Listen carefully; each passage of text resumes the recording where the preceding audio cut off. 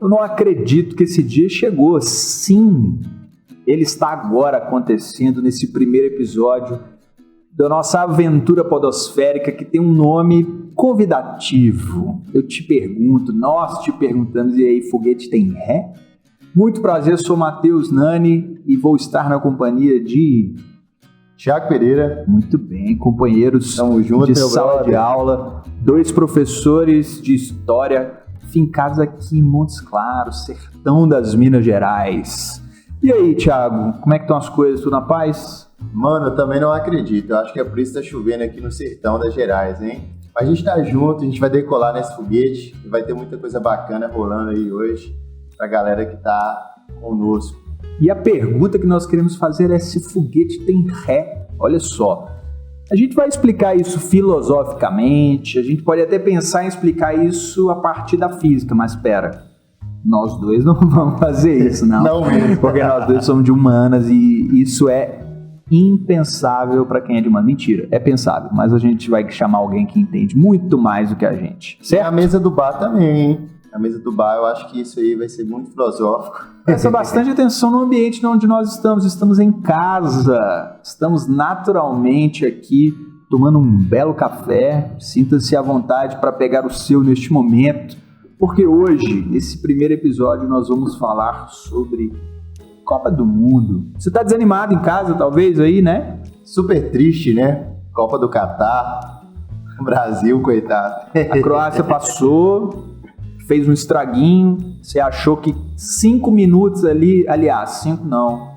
né? Aquele finalzinho ali, ou o segundo tempo de prorrogação todo, pudesse jogar-nos em fases mais adiante do campeonato, mas nós estamos fora e vamos pensar aí esse universo futebolístico para além do campo de futebol. Então, estamos fora, los hermanos estão dentro, né? Eu acho que isso também... Não sei se isso é bom. Tá? Então, eu tenho recebido várias mensagens aí, nada agradáveis. E uma coisa interessante, né? A Iugoslávia, cara, a antiga Iugoslávia, né? Ela existia, mas a Croácia, ela veio no bojo disso. Então, é muito recente e é considerada, assim, uma seleção europeia que não está entre as grandes seleções. Então, eu tô sentindo muito, cara. Tá triste. Um país de 4 milhões de habitantes, que vem chegando às finais nas últimas Copas, são 4 disputas de pênaltis e as 4 vencidas, inclusive pelo mesmo treinador, hein? Mas antes da gente falar sobre tudo isso, a gente tem que te pedir, se inscreva no canal, ajude o nosso trabalho, escute-nos no Spotify, também no YouTube, e a gente, antes de começar, já criamos, claro, uma campanha de apoio coletivo lá no Apoia-se. Você pode, por favor, contribuir coletivamente com quanto você puder, inclusive, tá? É um Reinaldo, é 2 Reinaldos, são 2 Reinaldos, quantos você puder, ou quanto, né? Aí, aqui a gente está com o seguinte propósito: nós miramos ousadamente em Glauber Rocha, certo? E queremos minimamente acertar em Diogo Defante. Se, no final das contas, a gente tiver um resultado assim, nós estamos felizes, tá? Thiago, essas olhadinhas que a gente, porventura, desviar o foco das nossas câmeras é porque a gente está de olho ali no nosso diretor, que vai sempre nos corrigir aí a partir das nossas movimentações excessivas dentro deste belo estúdio montado aqui na Produzir, beleza? Depois a gente conta, inclusive, quem é que está aqui com a gente hoje. Pediram um segredo, diga-se de passagem. Mas a gente vai te contar ainda hoje quem está aqui conosco nessa noite onde gravamos nosso episódio. Seguinte, semifinal já foi, já temos a final e a disputa de terceiro lugar e a final no domingo, né?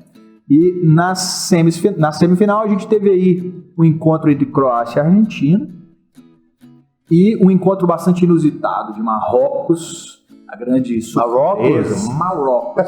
Se você falar em casa Marrocos, você tem problemas. Marrocos. Com certeza. Marrocos. Você falou que era estilo Defante, nós estamos inovando. Independente é Marrocos, tá? E França, para mim, e aí é opinião mesmo, é super opinião, para mim, quem vai ser campeão lá no domingo, a partir das 14 horas, hora de Brasília, mais ou menos. A gente tem um resultado ali com a França sendo bicampeã mundial. Mas assim, é só um achismo. Mbappé, hein? Né? Eu também acredito. E observação, quando a França foi campeã, né, na última Copa, eu não sei se foi um dia antes ou depois do 14 de julho, que é a data mais importante deles. Provavelmente. Eu sei que a galera quebrou tudo, Paris. Inclusive, não vou falar muito de Paris, eu já fui lá. Quando eu cheguei lá, a primeira pessoa que me recebeu foram os ratinhos da região da Torre Eiffel. Então, eu também fui a Paris, assistindo Ratatouille, e realmente vários ratinhos, eu me lembro bem. Então fala das nossas ruas aí, mas os ratos internacionais também fazem presente aí, ó. Então vamos pegar esse conflito específico, depois a gente fala de Argentina, né? Perfeito. Mas vamos pensar primeiro França e Marrocos. A gente não tá aqui para falar de futebol, que eu vou te contar uma coisa. Se for juntar nós dois para jogar ou para comentar, não vai ser legal. A gente não é tão bom assim. Digamos que nossas habilidades foram gastas em outros locais. Mas a gente aproveita o futebol para falar de outras coisas, para falar de geopolítica, para poder falar o que acontece no mundo aí histórico, geográfico, desse encontro. Por exemplo, França e Marrocos. E observação, a gente quer falar de tudo isso de uma maneira também que seja diferente da sala de aula, porque a gente está numa casa, né? A gente está num estúdio muito legal. Nani, antes disso eu queria falar do Catar, bicho. Manda ver. A Copa ser no Oriente Médio é a primeira Copa, né, sediada no Oriente Médio, a segunda na Ásia, especificamente. E o Catar é um país muito pequeno, né, que foi por muito tempo dominado pelos ingleses e que é uma potência no gás natural, meu amigo. Esses caras têm dinheiro com força. Então, a grana do Catar hoje, majoritariamente, falando para além do petróleo, é de gás natural, né? Inclusive, um abraço aí pro Joca, o João Corrêa, né, que vai ser nosso parceiro nesses diálogos, e ele falou que ele andou até mesmo aí de navios à base de gás natural, meu amigo. É a riqueza daquele país. Além dos camelos, né? Fazendas de camelos que valem milhões, inclusive corridas de camelo, velho. Então, é uma coisa interessante. Dizem que a corrida dos camelos fez festa, os brasileiros estavam em peso lá. Uma coisa interessante, essa Copa não teve bebida alcoólica para todos, cara. Polêmica. Isso é polêmica. Pra quem tinha dinheiro, conseguiu, mas era caríssimo. Copa do Mundo sem álcool. Aliás, álcool liberado em lugares pré-definidos, né? Caríssimo de passagem. Diga-se de passagem, com um preço salgado, né? A gente não entra no mérito de uma controversa escolha do Catar, inclusive, né? Que apresenta ali condições muito específicas relacionadas a direitos humanos, até mesmo as condições de trabalho na construção dos estádios, né? A gente tem um número de milhares de pessoas assim muito considerável que morreram durante a construção dos estádios, belos estádios, né? Inclusive a gente vai colocar aí agora, né, o nosso editor está colocando uma imagem fantástica, né? Que um dos estádios, né, faz referência àquela duna dos primeiros povos beduínos na Península Arábica, né? É interessante que esse povo ele se unifica a partir da língua e da religião em torno de Mohammed, do profeta Maomé. Isso mesmo, cara. O Catar ele é muito específico, né? É um país onde nós poderíamos gastar um podcast ou talvez vários, uma minissérie talvez, para falar de tudo aquilo que esse país ou de tudo aquilo que esse país pode gerar enquanto discussão, né? Perfeito. E aí nós vamos para o Marrocos. E aí? O Marrocos é o primeiro país, é muita coisa, né? Mas é o primeiro país africano a chegar na CIMI, né? Os CIMIs. É o primeiro país muçulmano e árabe, né? Que são distintos. E é o primeiro país a chegar em tudo isso na primeira Copa sediada no Oriente Médio, num país árabe. E uma torcida, uma galera assim, bruta, de uma quantidade enorme de pessoas, né? Sensacional. No último jogo contra a França, você via o barulho do estádio, né? Embora o presidente da França estava lá, mas o rei do Marrocos estava também. E o barulho marroquino, cara, estava sensacional. A galera estava, né, em peso vermelho ali. Apito para tudo quanto é lado, tambor para tudo quanto é lado e muita gritaria. A galera muito feliz em ver o seu país adiante num campeonato mundial, numa Copa do Mundo, né? Bem legal. Observação, cara. A Europa também estava em peso, né? Porque Sim. muitos países, como a Espanha e a França tem a maior comunidade, tem mais de 1 milhão de pessoas, marroquinos e seus descendentes, porque, diferente do Brasil, que você nasce aqui, você é brasileiro, em alguns países, como a própria Rússia, o leste europeu como um todo, e o Marrocos, né, que fica no norte da África, não necessariamente nascer naquele país te faz habitante, né? Então, eles se sentem marroquinos, mesmo tendo nascido, por exemplo, na Europa e sendo filho e neto de Marrocos. Então, hoje a gente tem uma quantidade de europeus descendentes de muitos países da África, principalmente devido ao fato da França ter sido um país colonizador, né?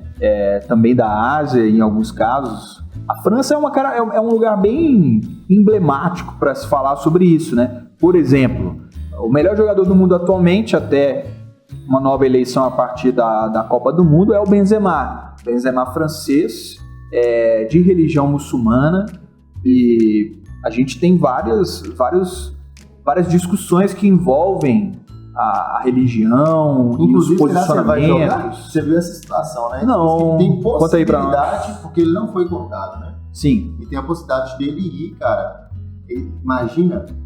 Eu acho que ele não vai. O Giroud tá lá. O Giroud tá... Pode não ser o melhor de todos, mas ele tem jogado bem. Aquela bola na trave dele na semifinal foi uma coisa inacreditável. Bonito, hein? Lindo. Mas acertou a trave.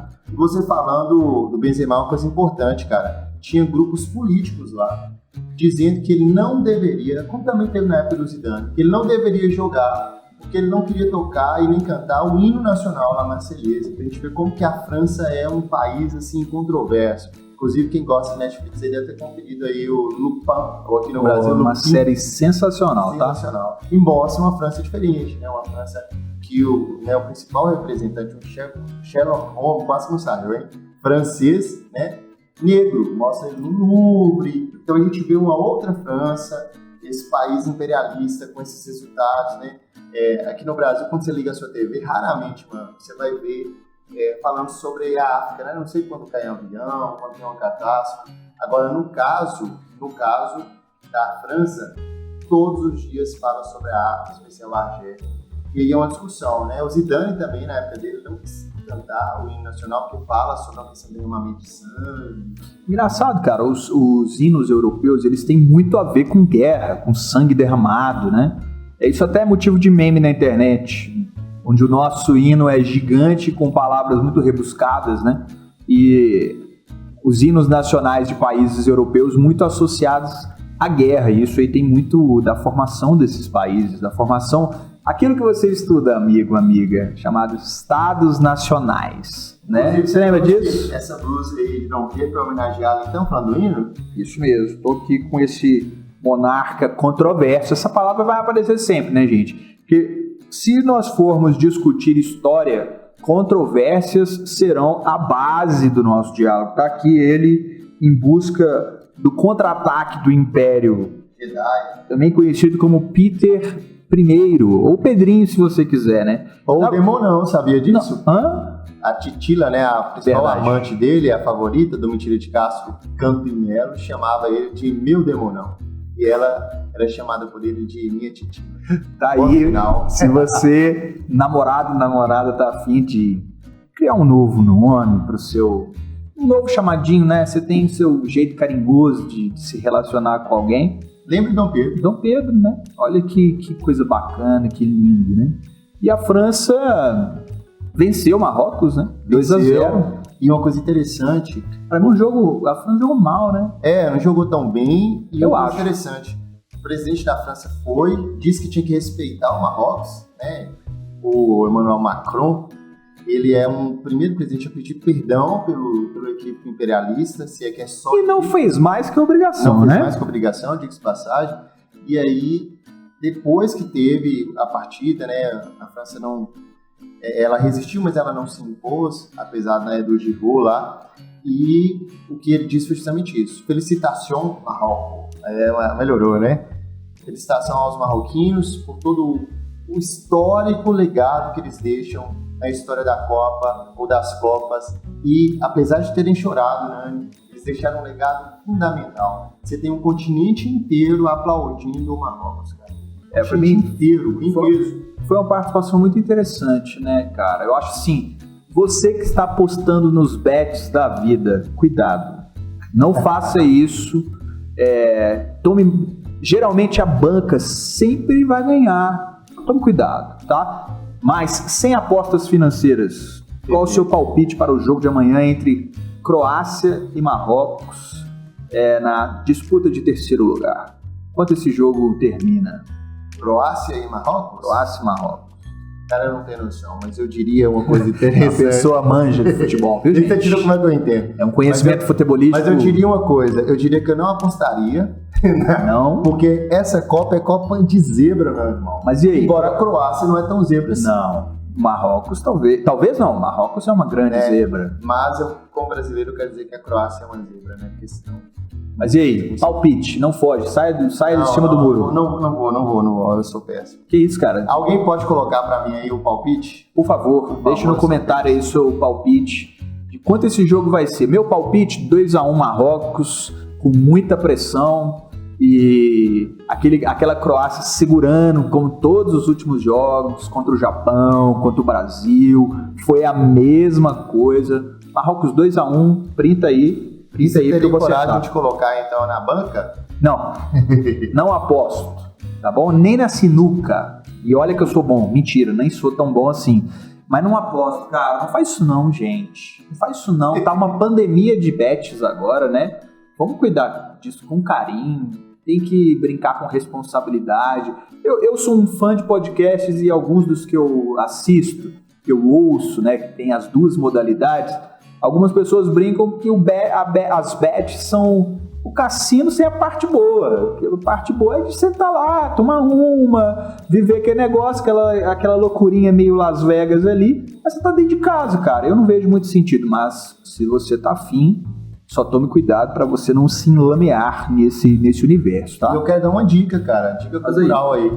Quem estiver por Petrópolis, no Rio de Janeiro, Petrópolis é sensacional. E lá tem um hotel chamado Quitandinha, ou Palácio da Quitandinha. É sensacional.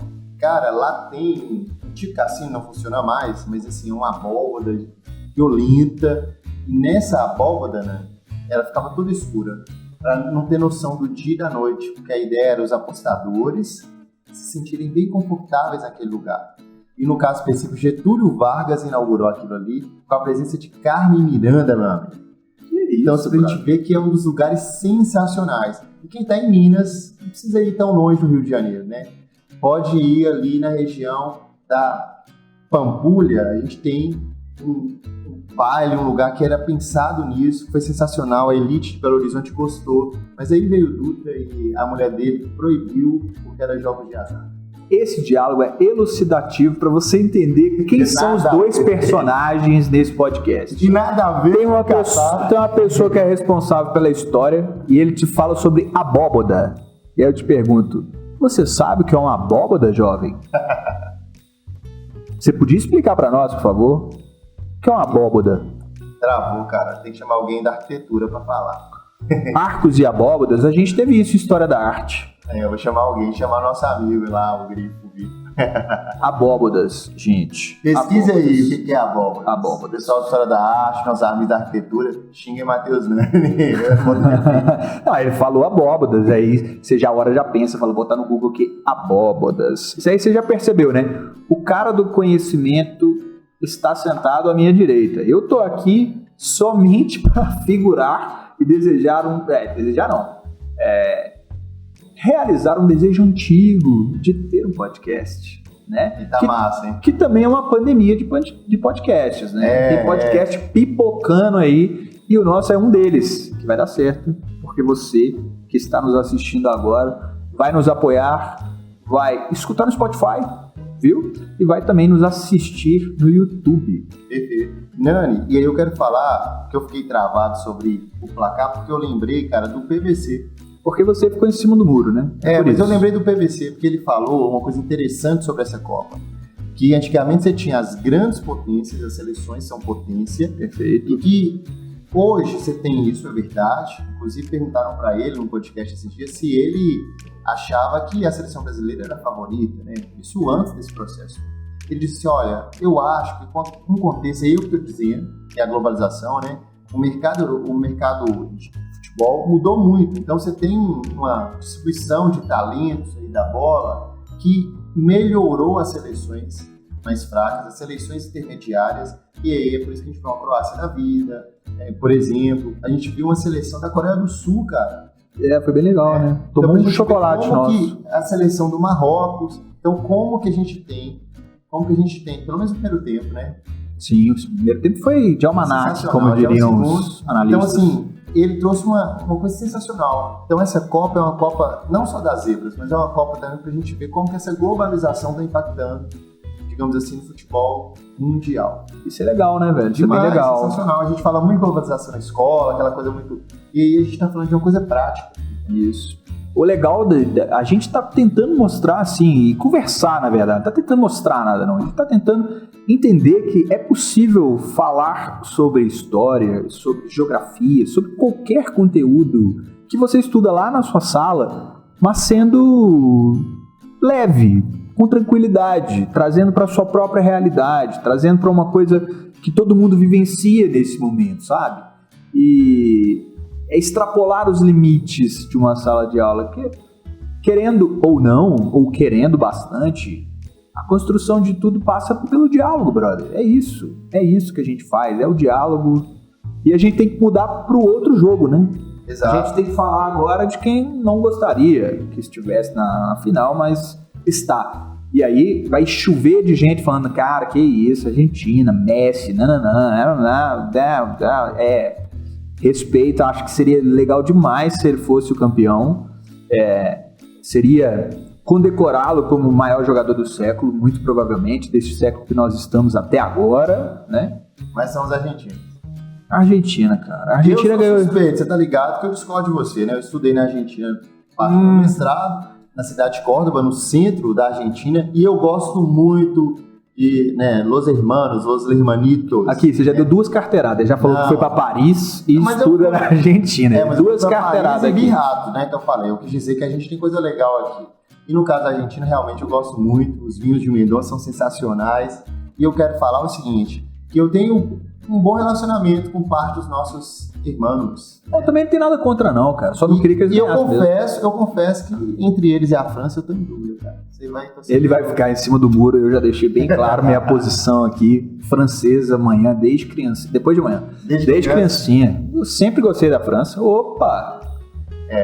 Enfim, mas aí eu quero dizer o seguinte, que uma coisa legal do futebol, guardado suas devidas proporções, não só futebol, em tudo, os argentinos são muito emotivos, você vai pegar o cinema deles, é uma coisa bem emocionante. O cinema é bem legal, né?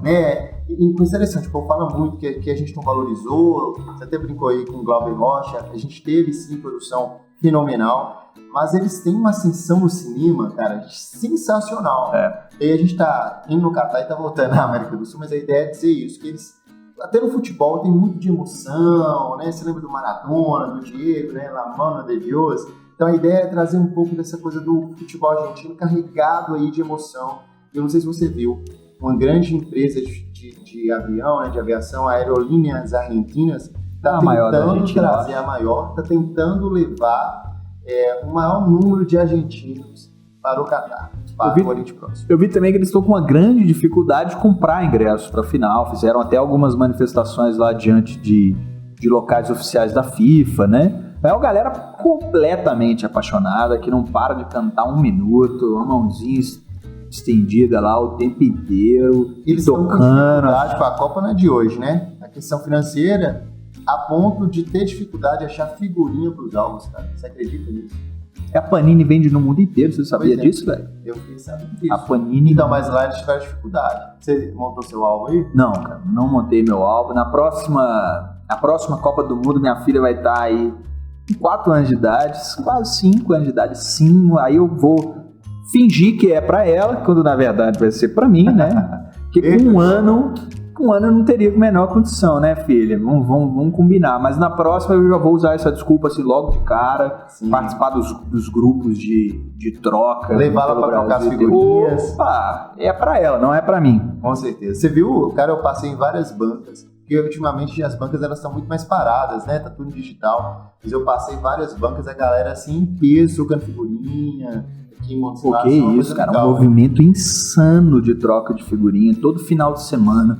Postos oficiais de troca em Belo Horizonte tinha pelo menos 10 lugares onde as pessoas oficialmente, praças, alguma livraria dentro do shopping, onde com fidelidade as pessoas iam aos finais de semana. Ainda tem gente indo, mas agora famílias, né, as famílias, uma galera se juntando para poder trocar, e não era baratinho não, tá? Um pacotinho de figurinha, se não me engano, era 4 contos. Então, agora imagina se esse valor, no caso da Argentina, e não ter as figurinhas. Enfim, mas vamos embora torcer para os argentinos chegarem lá no Catar, porque a Argentina passou por cima da Croácia, né, cara? Sem dó nem piedade nenhuma. A Argentina começou perdendo o primeiro jogo para a Arábia Saudita, velho, e a gente dá aquela zoada, claro, né? Aquele pensamento, pô, daqui a pouco esses caras vão embora, dali pra frente, você lembra só vitória. Pegaram a bandeira da Argentina tem um solzinho, né? Aí colocaram um solzinho triste, com um emotionzinho, assim, pra dizer assim, olha, a Arábia Saudita te amou. Não fiquei triste, confesso, achei até legal, achei muito legal a Arábia. Tenho minhas restrições contra a Arábia Saudita, mas futebolisticamente falando, achei legal, uma vitória bastante importante pro futebol do país, assim, né? Pô, é igual... Cristiano tá indo pra lá, não tá? Sim. Cristiano Ronaldo? Sim. Para ganhar... O Cris, nosso amigo aí. Para ganhar uma lagoa de dinheiro, mas não é uma lagoa pequena. É um negócio assim, uma imensidão. Aí, vocês estão percebendo que a gente tá realmente conversando, né? A gente tá falando do Marrocos, falando da França, agora já veio pra América do Sul, falando de Cristiano. Cristiano ficou no banco, mano. Ficou, eu fiquei chateado, cara. Confesso que eu fiquei chateado. Mas não no primeiro, mas no final eu achei que para o conjunto da obra ali, Portugal foi necessário, cara. Tanto naquela vitória de 6-1, acho que isso ficou bem claro, assim, né? E ele ficou bem chateado, né? Aí a gente pensa numa coisa que para nós aqui no Brasil é muito comum, né? Nossa memória é muito curta. Curtíssima. A gente esquece muito rápido de toda uma trajetória bonita. O cara tem não sei quantas bolas de ouro, foi um jogador de alta performance e ainda assim. Só que entra num processo... Na casa dos 30 e poucos anos, né? Acho que agora até... Ele entra num processo de... Pô, estou começando a encerrar minha carreira, né?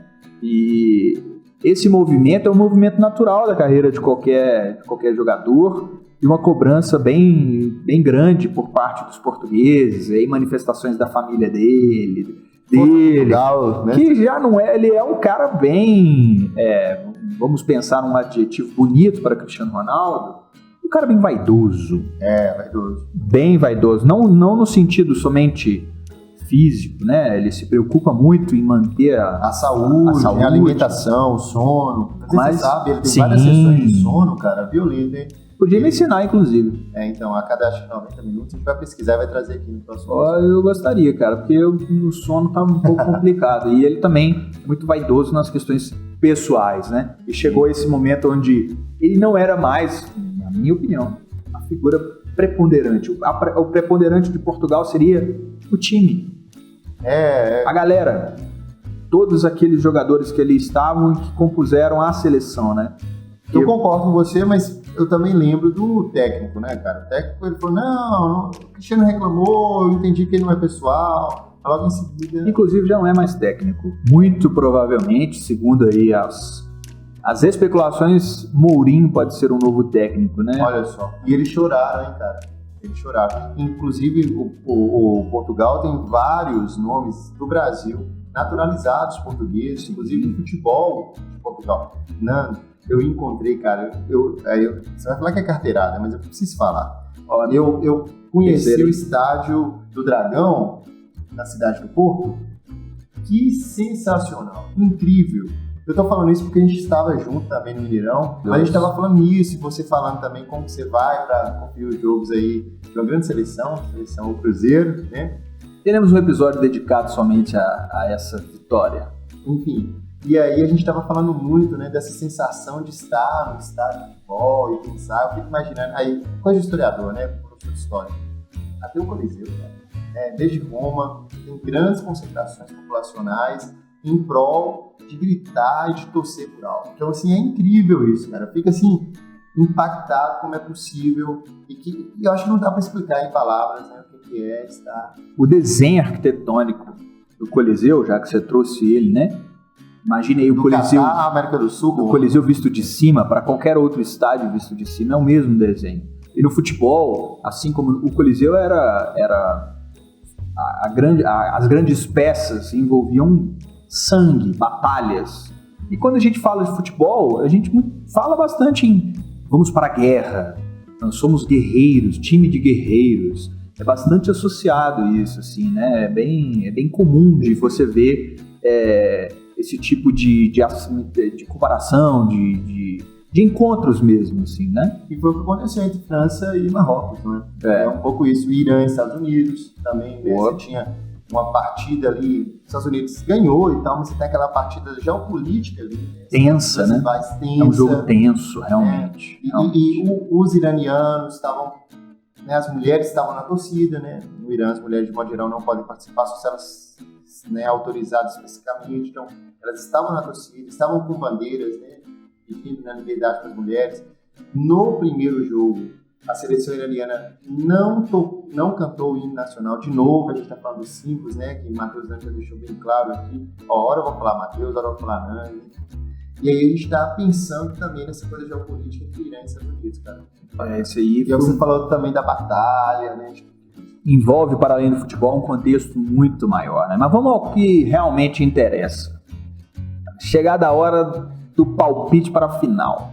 Eu vou ficar em França em cima do muro. E Argentina. Thiago Pereira, quanto vai ser? Argentina? Cara, eu gostaria de falar que a Argentina, né, que Messi seria, digamos assim, levantaria, mas eu confesso que eu enxergo o Mbappé, cara. Não sei de quanto, mas acho que... Vou chutar aqui. 3-2? 3-2. Ele não ficou em cima do muro. Ó, eu aposto em 3-1, correndo o risco de tomar aí hate atrás de hate, com 2 de Mbappé, considerado o melhor jogador da Copa. Mbappé chato também, hein? Ele é chato. Ó, vou te dizer. 23 anos, né? O cara também... Nossa senhora, cheio dos cri-cri, mas aqui, pegou pra jogar bola... Cara, liga o motor ali, já era. É outro que reflete o que a gente está acabando de falar aqui de contexto de globalização, de tensão na França. Eu gosto sempre de falar, Nani, que a França é proporcionalmente o tamanho de Minas, um pouco maior, mas tamanho de Minas, e o país faz mais fronteira com a França, cara. Sabe quem é? Quem é? O Brasil. Você acredita nisso, mano? É o Brasil por causa da Guiana Francesa ali, e aí a gente tem uma fronteira violenta com eles. E Mbappé também, né? É uma referência, a gente falou do Lupin aqui, ou Lupin para alguns, e o Mbappé reflete também essa França negra, essa França com conflitos enormes. E, enfim, eu quero saber como que vai ser essa celebração dos franceses, meu amigo. Como que vai ser? Cara, Champs-Élysées tomada, o Arco do Triunfo cheio de gente, e pode ser que a gente esteja completamente errado e que Buenos Aires esteja enlouquecida. Aquele obelisco ali de Buenos Aires, né? Corremos esse risco fatalmente, que eu quero saber de outras pessoas. Nosso diretor Lucas Yannick me fala, seu palpite, cara, qual é? França e Argentina. Tá claro que ele não quer se manifestar. Jeff. Aí a Argentina... Quanto? 3-2. Thiago, cadê você? 3-1 França. Não à toa é meu irmão. A gente pensou. Um sorrisão. Ele deu um sorrisão esse garoto, hein? Não à toa, parecido. Ó, aproveitando aí esse final legal, descontraído, a gente peço de novo, vamos embora acompanhar o nosso trabalho aqui no Spotify, no YouTube, com as imagens de toda esse nosso momento de conversa mesmo, cara. Vamos trabalhar, vamos escutar, vamos se divertir. Responda a nossa caixinha aqui no Spotify, por favor, tá? A gente vai deixar algumas caixinhas sobre assuntos também envolvendo a Copa, o futebol, que você quer saber. Só pra gente pensar, né, a última coisa, a gente viu lá a Espanha jogando de azul, cara. E aí, bicho? Tem a ver com política. Era uma homenagem ao Cruzeiro, né? Eu também achei, mas tem... Eu pensei que fosse isso. Mas foi por causa do Franco, o ditador lá, o Thiago Bernabéu, etc. Escolheu o azul para não ser vermelho, comunismo e tal, e ficou como a segunda roupa da seleção espanhola, cara. Então pra gente ver como que tem muitas outras coisas pra gente falar e vocês podem falar na nossa caixinha aí. No Instagram também, mas na nossa caixinha do Spotify. É isso aí, vamos render a prosa, né? Agradecendo demais aqui o nosso diretor, Lucas. Tamo junto, esse é só o primeiro de beijo, muitos Lucas. Que virão. Beijo para Jeff, você beijo, prometeu. Jeff. Prometi um beijo, mas ele saiu. Um beijo para Rafa, Rafinha, beijo para beijo. Tiago, que hoje nos acompanha. Um beijo para você, que escutou do início, que assistiu do início até o fim. A gente volta, até mais. Valeu!